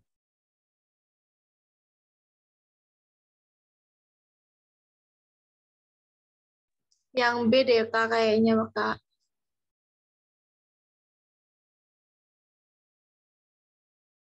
Tidak tertampung ya. Iya, karena kalau sejumlah besar penumpang kereta api tidak tertampung kapasitas kereta, berarti kan penumpangnya banyak banget ya. Kalau Ya berarti penumpangnya nggak rugi dia. betul, harusnya nggak rugi begitu. Ya betul, berarti harusnya nggak rugi, maka KAI harusnya untung gitu kan. Iya, kalau yang A kan kalau rugi siapa tahu jadi dinaikin harganya. Betul. Oke, masuk. Oke, cerdas sekali. Terima kasih. Wah, nomor 57 sampai 60. Tapi slide saya masih ada sampai 41. Apa itu? Saya penasaran. Oke. Komodo. Oke, jadi intinya itu adalah komodo. Komodo merupakan spesies kadal terbesar di Indonesia. Oke, dan kemudian intinya adalah komodo menggigit. Komodo, penciuman komodo sebagai hewan predator. Jika racun komodo biasanya menggigit. Intinya adalah tentang komodo. Kita baca soalnya dulu, guys. Berdasarkan paragraf 3, manakah simpulan di bawah ini yang benar? Oke, paragraf 3. Ini ya, mengapa komodo menjadi binatang langka? Oke, ada beberapa penyebab komodo menjadi binatang langka. Salah satunya adalah wilayah tinggalnya. Oke. Berdasarkan pengamatan 10 tahun di 4 pulau, peneliti menggunakan bahwa komodo di 4 pulau dia tidak meninggalkan habitat. Oleh karena itu beberapa dari mereka melakukan perkawinan sedara. Selain itu rusaknya habitat. Intinya adalah tentang perusakan habitat ya. Selain itu sarang untuk berkembang biak berkurang. Oke.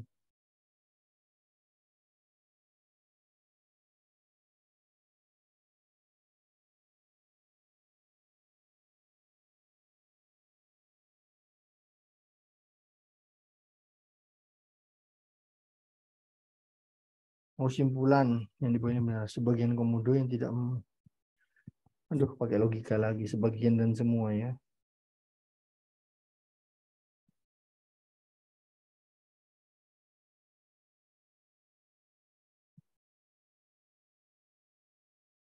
Tidak ada komodo di keempat pulau yang meninggalkan tempat mereka dilahirkan. Oleh karena itu, beberapa dari mereka melakukan perkawinan sedara. Jadi mereka itu tidak meninggalkan habitatnya, tetapi melakukan perkawinan sedara gitu. Oke, berarti ini semua komodo yang meninggalkan tempat kelahirannya, yang meninggalkan tempat kelahirannya ini dicoret dulu ya. Meninggalkan tempat. Meninggalkan tempat. Berarti jawabannya C, betul ya? Oke, bisa dipahami nggak jawaban saya? Bisa dipahami nggak? Indri, halo? Ada Indri ya? Bisa Kak, bisa. Oke ya. Jadi kan di sini kan ditulis bahwasannya komodo itu kan tidak ada komodo di keempat pulau yang meninggalkan tempat mereka dilahirkan. Sedangkan di sini ada tulisannya meninggalkan tempat mereka, meninggalkan tempat mereka gitu ya. Meninggalkan. Nah, yang tidak meninggalkan tempat mereka itu cuma C jawabannya. Maka jawabannya adalah C. Jadi pahami ya? Oke. Berdasarkan paragraf 1, manakah simpulan di bawah ini yang benar? Oke, guys. Yang benar. Oke, kita pakai akal dulu ya. Komodo itu beracun nggak sih? Serius ini saya tanya. Nggak tahu. Beracun, Kak. Liur komodo itu beracun. Oke, oke Hanum ya. Oke, terima kasih. Jadi saya harus baca lagi nih. Baca. Oke, kita hapus dulu garis-garis di paragraf 1 ya. Cara bacanya tuh gitu guys. Jadi kalian garisi setiap kalimat gitu kan, setiap kalimatnya untuk memisahkan kalimatnya. Nah.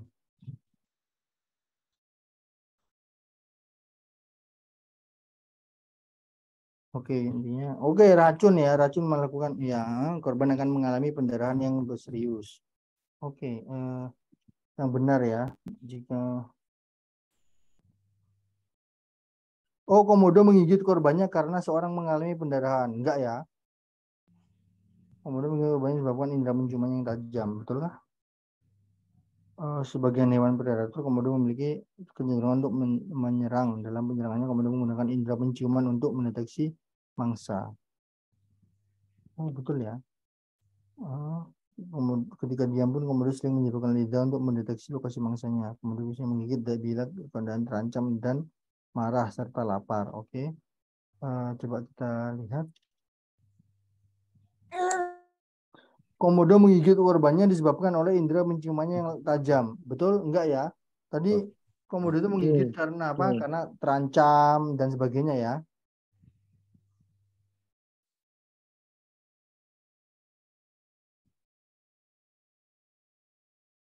Kak, jawabannya kayaknya yang E deh.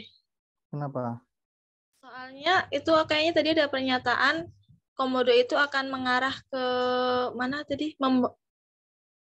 Penciuman komodo sangat tergantung pada arah angin yang akan membawa bau darah.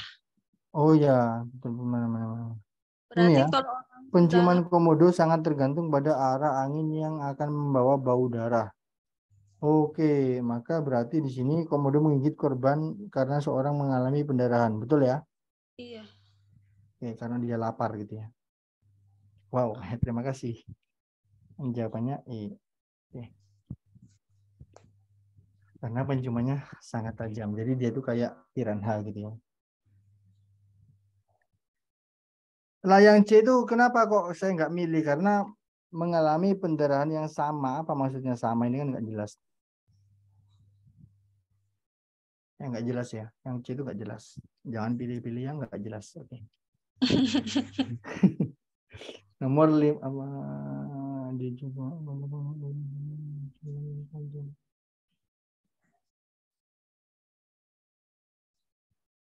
Tapi gini loh. Ini ya yang C ya, coba lihat ya. Komodo menggigit korban yang D ya itu ya. Komodo menggigit korbannya disebabkan indera penciumannya yang tajam gitu kan.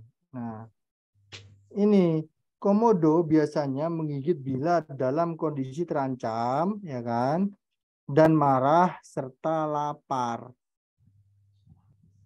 Jadi meskipun penciumannya tajam, kalau dia nggak lapar, dia bodo amat gitu loh. Kalau dia nggak marah, ya dia cuek gitu kan. Kalau dia nggak merasa terancam, ya dia nggak ngapa-ngapain gitu. Ya, why should I move and beat? Ya. Komodo, bahas komodo aja bacanya panjang banget. Bisa ya. Oke, ini kan sudah kalian screenshot ya, bisa dipelajari nanti lebih dalam ya. Mempelajari komodo, guys. Keren nggak tuh? Well, kemudian selanjutnya berdasarkan paragraf 3, apabila habitat tidak rusak ya. Bila habitat tidak rusak dan populasi komodo tidak terancam punah, manakah simpulan di bawah ini yang benar?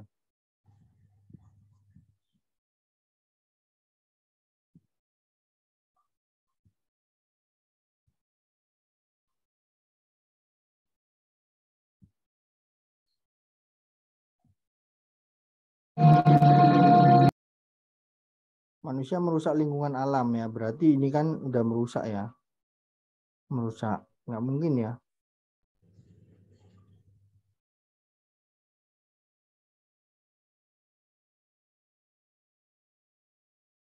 Kalau ini kan habitat komodo tidak rusak ya kan, berarti kan nggak mungkin kalau manusia merusak alam, betul ya? Iya. Habis itu kalau apa namanya populasi komodo tidak terancam. Oke, kalau tidak terancam berarti nggak mungkin dong.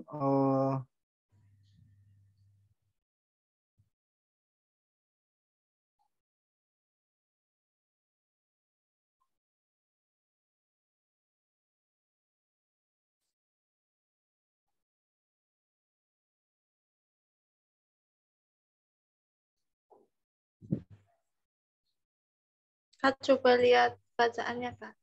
Oke. Kak, saya Ya, bertanya, Kak. silakan. Kak, jawabannya itu menurut teks atau kita apakan aja, Kak? Yang pertanyaan sebentar tadi. Yang ini, yang 59 itu pertanyaannya, jawabannya itu menurut teks atau kita logikakan saja? Sebenarnya menurut teks, tapi kita coba, saya ingin cara yang cepat kan, kalau misalnya mengerjakan soal bacaan, itu kan biasanya kita lihat soalnya dulu, kemudian kita baca ulang gitu loh. Oh iya, Kak. Nah, jadi tadi saya mencoba untuk menalarnya dulu, kemudian kalau ketemu jawabannya, benar kan nih jawabannya sesuai dengan paragraf 3 gitu. Oh iya, Kak. Lanjut, Kak. Tadi apa ya jawabannya, lupa. Yang udah dicoret. Oke. Apa tadi ya? Antara C sama D gini ya. Coba ya di antara ini ya. Tentang populasi komodo tidak terancam punah dan habitatnya tidak rusak. Oke, kita lihat paragraf 3. Kita hapus dulu. Ada beberapa alasan yang menjadikan komodo menjadi langka. Salah satunya adalah wilayah tinggalnya ya kan. Wilayah tinggalnya berdasarkan hasil laporan hasil pengamatan selama 10 tahun di 4 pulau, peneliti mengungkapkan bahwa tidak ada komodo di keempat pulau yang meninggalkan tempat mereka dilahirkan. Artinya setiap komodo itu pasti menetap di pulau yang tempat mereka dilahirkan gitu kan. Oleh karena itu beberapa dari mereka melakukan perkawinan sedara. Ya, oke. Selain itu rusaknya habitat menjadi masalah utama ya kan dalam usaha pelestarian komodo. Manusia merusak lingkungan alam yang menyebabkan habitat komodo rusak gitu. Jadi kan ini masyarakat ya kan merusak alam. Habis itu habitat Komodo rusak. Habitat rusak. Habis itu komodonya bukan komodo yang rusak, tapi komodo terancam punah. Nah, gini ya. Bisa dipahami ya. Terang itu apa sih, Kak? Kenapa? Terang. Apa maaf? Kembang biak. Itu ruang untuk berkembang biak ya. Tat. Terang.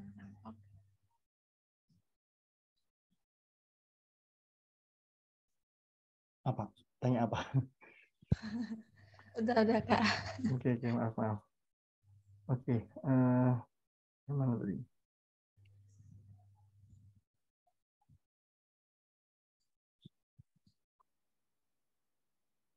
Berarti mana tadi? Jawabannya E itu, Kak. Kan ini kan berdasarkan paragraf 3, apabila habitat tidak rusak atau populasi komodo tidak terancam punah. Kalau habitatnya rusak, berarti kan komodo punah. Tidak rusak. Orang ini ya. Orang ini tuh mungkin sarang kali ya. Karena Ruang enggak? Ruang itu. Ya. Wah, sarang kayak burung. Ruang. Ruang enggak? Ruang untuk berkembang biak. Ruang untuk berkembang biak. Ruang gitu, ya. Oke, terima kasih. Ya, sarang kan burung ya.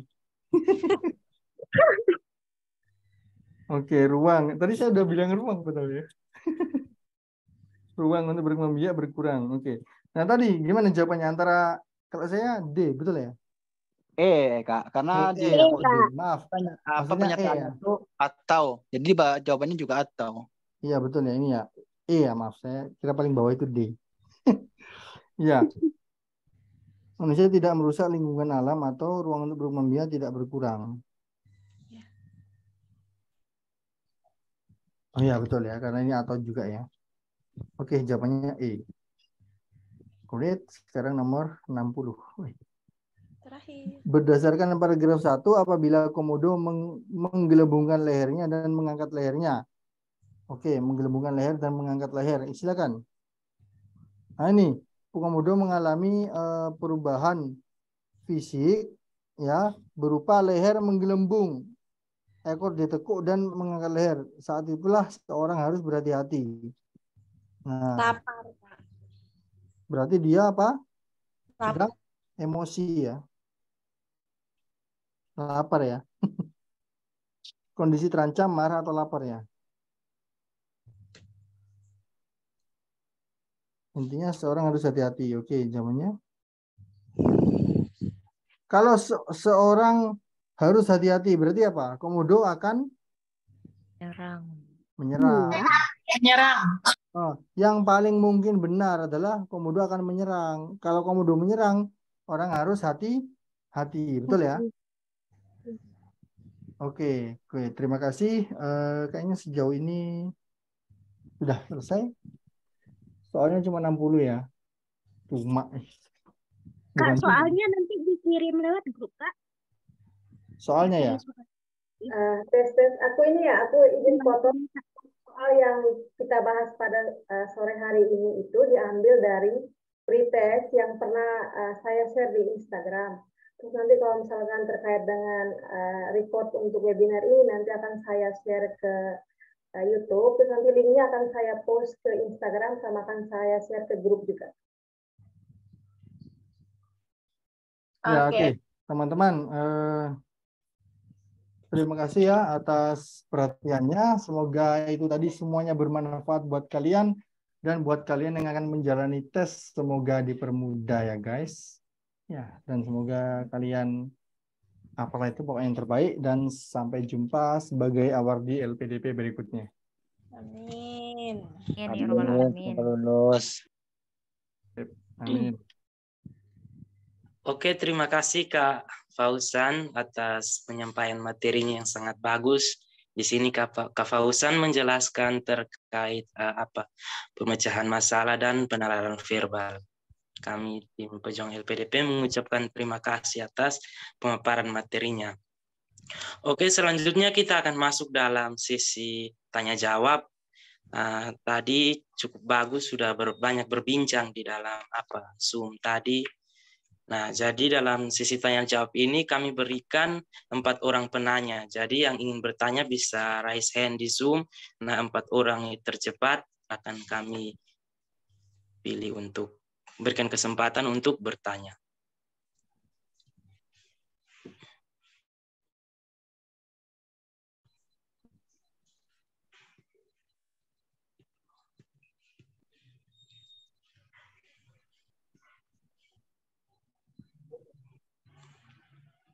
Oke. Berarti tidak ada yang bertanya atau ingin share? Oh, baik. Berarti sudah cukup jelas ya pemaparan tadi. Dan nantinya Zoom kita ini akan di... Baik Kak, saya di sini tidak bertanya, tapi saya minta mohon sekiranya Kakak Panitia mengirimkan soal yang telah dirangkum di 1 sampai 60 tadi ke grup kita aja. Oke, baik. Nanti untuk soal-soal itu nanti akan dilihat pokoknya pantau saja di akun IG-nya Pejuang Beasiswa LPDP. Di situ kita upload di YouTube akan ditaruh di situ beserta dengan link soalnya itu. Kemudian ada pertanyaan dari ini Kak Edi Irfandi, itu terkait passing grade. Kak, kalau passing grade itu ada kepastian dari LPDP berapa? Baik, mungkin Kak Febri mau membantu menjawab atau kakak pemateri? Mungkin dari kakak pemateri ada informasi ya. Kak Fauzan, ya. Ya, guys, can you hear my voice? Gini ya, jujur saja, saya beserta teman-teman awardee yang ada di sini kayaknya juga nggak tahu passing grade-nya berapa, betul ya? Iya. Betul Kak, kita nggak tahu Iya. pastinya. So kalian just do your best ya, because ya justru dengan kalian nggak tahu passing grade-nya itu kalian bakalan mencoba untuk mengerjakan itu sebaik mungkin gitu. Ya, kalau kalian tahu passing grade-nya misalnya, nggak tahu saya passing grade-nya nilai-nilai TBS dan apa TPA itu biasanya berapa. Tapi misalnya sebagai contoh seperti TOEFL gitu ya. TOEFL itu kan nilai skornya kan sampai 677 tuh. Ketika kalian diberi passing grade misalnya, TOEFL-nya harus minimal 500. Kalian pasti nanti belajarnya hanya berusaha untuk mencapai nilai 500 itu gitu. Tetapi kalau kalian nggak diberi passing grade, justru kalian akan mencoba untuk belajar sebaik mungkin gitu kan. Ya, jadi saya rasa mungkin itu adalah tujuan LPDP, tapi saya juga nggak tahu yang pastinya gimana. Tapi saran dari saya, ya udahlah kalian belajar, usahakan yang terbaik yang kalian bisa gitu ya. Saya mohon maaf bila jawaban ini mungkin tidak memuaskan kalian, tetapi ini adalah yang terbaik yang bisa saya berikan. Terima kasih. Oke, terima kasih Kak Fauzan. Mungkin dari Kak Rini dan Kak Erwinda ada penyampaian atau tips-tips yang ingin diberikan. Terus juga ini Kak, waktu itu sebenarnya aku sempat lihat ya, aku tahu informasi passing grade itu tapi aku lupa.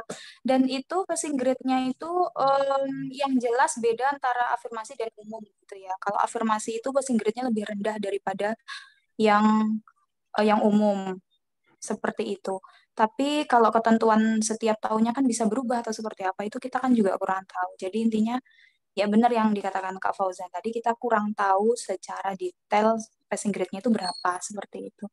Terus tips buat teman-teman sekalian untuk mengerjakan tes skolastik ini kan waktunya terbatas ya. Yang pernah saya alami itu sebenarnya mungkin soalnya bisa kita kerjakan semua, tapi karena keterbatasan waktu kadang mepet gitu. Jadi kalau ada soal-soal yang ngerasa, oh ini susah nih menurut aku, langsung dilewati aja dulu. Jadi dikerjakan soal-soal yang dirasa itu lebih mudah dan cepat diselesaikan gitu. Kalau ada waktu tersisa baru bisa kembali lagi seperti itu. Oke, baik. Selanjutnya, karena ini mungkin ada berikan tambahan sedikit sebelum. Oh iya, mungkin kalau tambahannya sedikit, benar ya kalau masalah passing grade memang tidak ada tidak ada, maksudnya dari pihak LPDP juga tidak memberikan klarifikasi misalkan passing grade-nya berapa gitu. Tapi yang pasti benar tadi sudah disampaikan juga, yang penting kalau di LPDP ini itu bukan mencari yang terbaik, tapi mencari yang kamu memenuhi kualifikasi atau enggak gitu. Jadi ya tunjukkan semaksimal mungkin gitu. Jadi nggak ada kuota, nggak ada maksudnya kayak oh tahun ini kuotanya sekian persen, besok sekian persen gitu. Jadi selama kita semua memenuhi persyaratan yang diberikan itu insya Allah akan bisa dapat insya Allah akan menjadi awardee gitulah intinya. Jadi kalau pesan dari saya, kalau masalah untuk mengerjakan soal-soal ini perbanyak latihan aja sih lebih tepatnya, karena memang benar kita mengejar waktu. Kalau dari pengalaman saya sendiri, saya juga cukup kewalahan kemarin karena ya sebenarnya soalnya tuh kalau dibilang susah sekali tuh ya enggak ya. Kalau misalkan kita benar-benar di waktu yang longgar itu pasti bisa gitu. Cuman karena itu terpressure sama waktu akhirnya ya begitu gitu. Jadi kalau saran saya mungkin mulai membiasakan diri untuk menghadapi banyak soal dalam waktu yang singkat gitu aja. Makasih. Oke, terima kasih Kak Reni. Selanjutnya dari Kak Hanum, silahkan. Terima kasih Kak Kanaldi.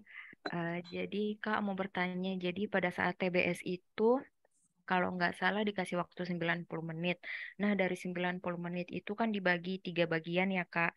Nah apakah soalnya itu keluar semuanya, langsung semuanya, atau seperti kita lagi tes TOEFL gitu. Jadi kalau tes verbal nanti 30 menit, jadi setelah 30 menit baru kita bisa pindah ke soal kuantitatif dan seterusnya gitu ya Kak, atau langsung semuanya langsung dikasih keluar soalnya terus dikerjakan dalam 90 menit gitu atau bertahap.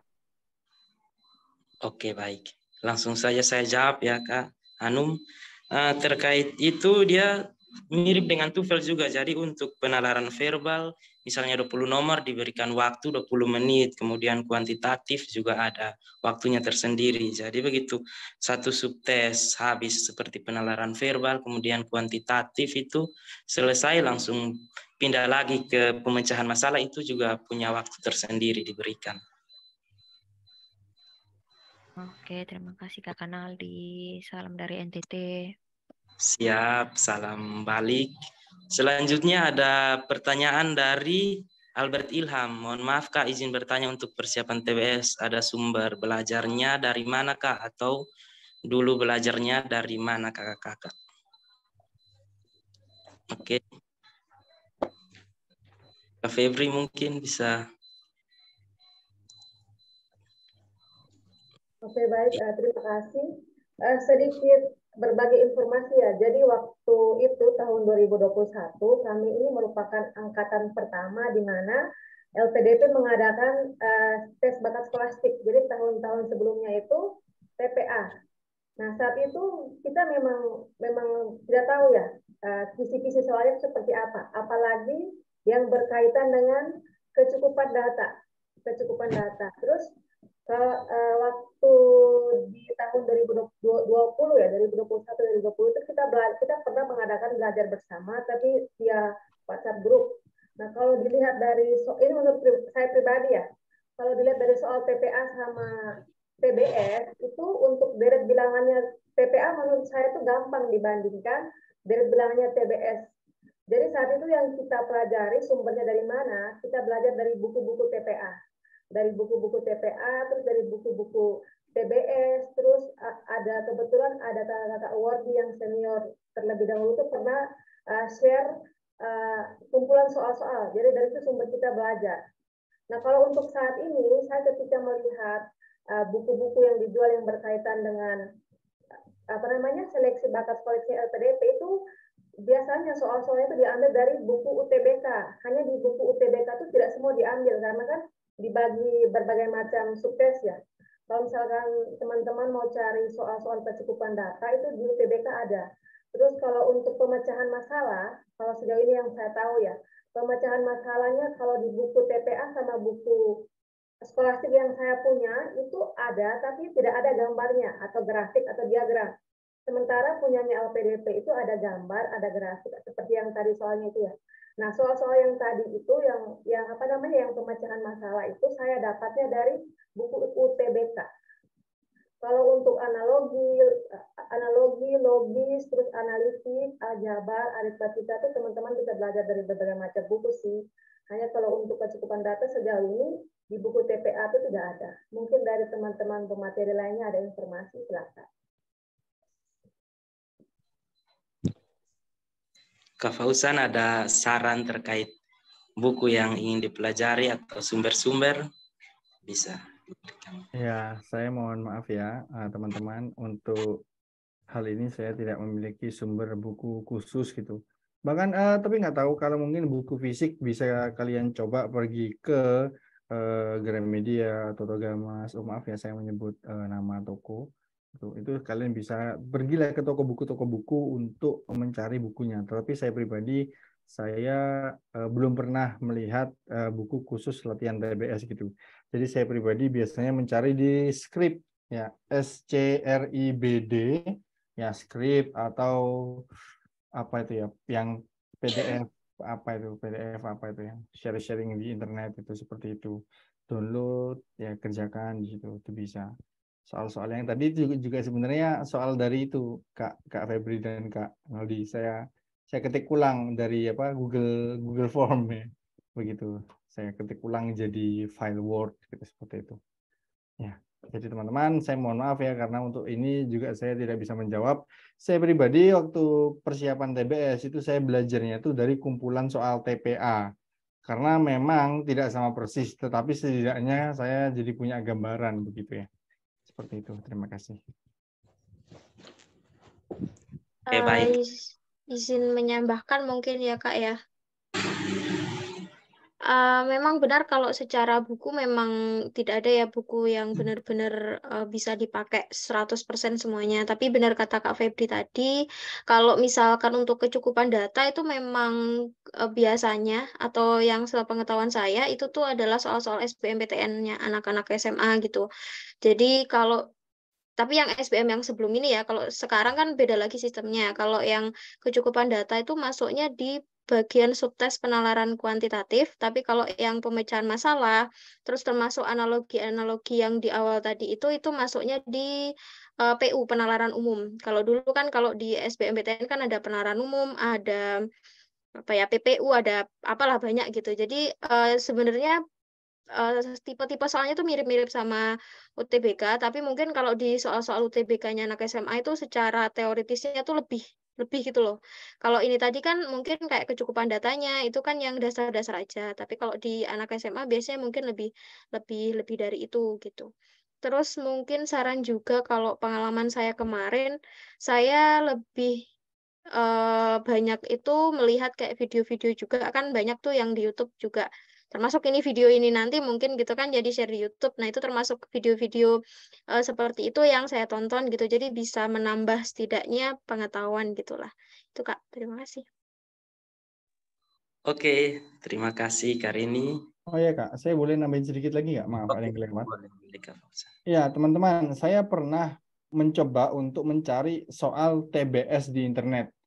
Dan saya menemukan memang namanya soal tes bakat skolastik. Tapi ternyata di dalamnya itu isinya itu beda gitu. Jadi malah ada soal-soal yang tahu nggak, soal-soal gambar itu. Yang memilih pola gambar seperti itu. Malah ada soal seperti itu. Padahal nanti di tesnya, ujiannya LPDP itu nggak ada soal gitu. Jadi kalian, daripada kalian berpatokan mencari contoh soal TBS, lebih baik kalian berpatokan mencari contoh soal seperti misalnya analitik, kemudian penalaran verbal, dan sebagainya gitu. Lalu kalian kerjakan secara terpisah. Itu saran saya sih. Terima kasih. Oke, baik. Terima kasih Kak Fauzan. Karena mengingat waktu ini di kolom komentar juga ada yang bertanya terkait kejadian. Kalau misalnya soal-soal tahun lalu itu bisa muncul kembali, itu terkait itu segala kemungkinan bisa terjadi. Cuman kan soalnya itu pasti tipe soalnya sama, terkait seputaran analisis, verbal, dan kuantitatif. Tuh. Kemudian ada juga yang bertanya terkait contoh-contoh soal TBS, itu banyak di YouTube, TikTok. Itu memang untuk media untuk belajar soal TBS itu sekarang sangat banyak. Tinggal teman-teman fokus kepada materi yang akan dihadapi di TBS itu, yaitu kuantitatif, penalaran verbal, dan pemecahan masalah. Oke, mungkin kita langsung untuk sesi webinar kita kali ini. Di sini ada beberapa kesimpulan yang coba saya catat, di mana terkait ada pada soal penalaran verbal dan pemecahan masalah itu di situ terkait kesimpulan, di mana teks-teks yang diharapkan kepada kita itu kita harus membaca secara menyeluruh, kemudian terkait teks itu lebih condongnya ke arah apa, itu baru kita bisa menarik kesimpulan. Kemudian terkait dengan matematika itu semua juga berdasarkan rumus, jadi dipelajari mumpung masih jauh-jauh hari untuk ujian TBS ini, dipergunakan dengan baik. Kemudian terkait dengan manajemen waktu, itu juga teman-teman harus bisa manajemen waktu dengan baik sehingga nantinya bisa mengerjakan soal tepat waktu, tidak terlambat. Selanjutnya ada dari pemecahan masalah itu, teman-teman bisa menganalisis atau mulai mengeliminasi jawaban yang salah terlebih dahulu. Kalau misalnya tidak yakin dengan jawaban yang benar, bisa mengeliminasi jawaban yang salah terlebih dahulu, barulah didapat jawaban yang benar. Oke, itu saja yang bisa kami tim pejuang LPDP dan juga pemateri bisa berikan sebelum kita menutup sesi webinar ini. Mungkin ada tambahan lagi dari Kak Febri atau langsung sesi foto bersama saja? Ya. Oke, selanjutnya kita masuk dalam sesi foto bersama. Kak Febri bisa bantu untuk ambil gambarnya. Baik. Ya. Untuk foto pertama, dulu ini ya, yang pemateri ya. Setelah itu baru peserta. Peserta minta tolong dulu.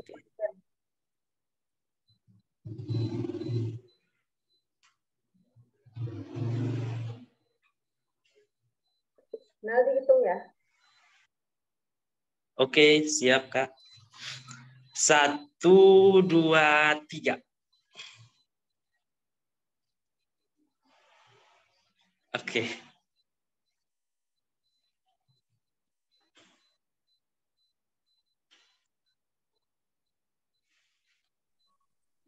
Mic-nya Kak Febri. Peserta halaman pertama, Naldi hitung ya. Nanti saya SS dari sini. Oke. Ya, langsung 1, 2, 3.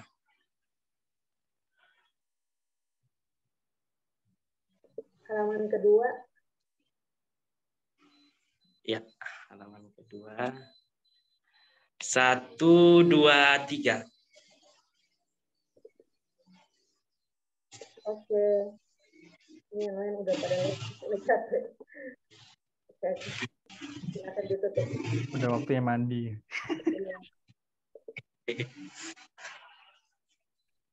Oke, baik. Selamat berjuang untuk para calon awardee dalam mempersiapkan seleksi bakat skolastik ini. Saran dari kami tim Pejuang LPDP untuk mempersiapkan lebih baik dengan banyak berlatih soal. Dan juga kami ucapkan terima kasih kepada kakak materi yang sangat luar biasa membawakan materi kali ini. Kak Erwinda Fiantasari, kemudian Kak Reni Albertin Putri, dan juga kepada Kak Fausan Atsari kami ucapkan terima kasih. Terima kasih. Oke, terima kasih semua. Kita bisa langsung akhiri. Dan terima kasih peserta. Terima kasih. Terima kasih juga untuk peserta yang sudah bergabung. Terima kasih, Pak. Iya. Semangat. Terima kasih semuanya ya, Mas Naldi, Mbak Febri. Ya. Kak Fausan sekarang di mana? Di Surabaya atau? Surabaya nih, panas sekali nih. Oh. Kalau saya misalnya lulus di Unair berarti bisa ke Surabaya, bisa sama-sama. Siap, amin. Iyalah, harus optimis lah, lulus lah. Amin, amin. Kak Erwinda. Halo. Aduh, di Malang itu enak banget, sejuk pasti ya Allah. Dingin. Di sini panasnya minta ampun. Itulah kenapa milih kuliah di sini, Mas. Betul, betul. Saya sebelum kuliah di Surabaya itu saya ngajar di Malang, Mbak. Saya kerja di UMM. Oh, di UMM.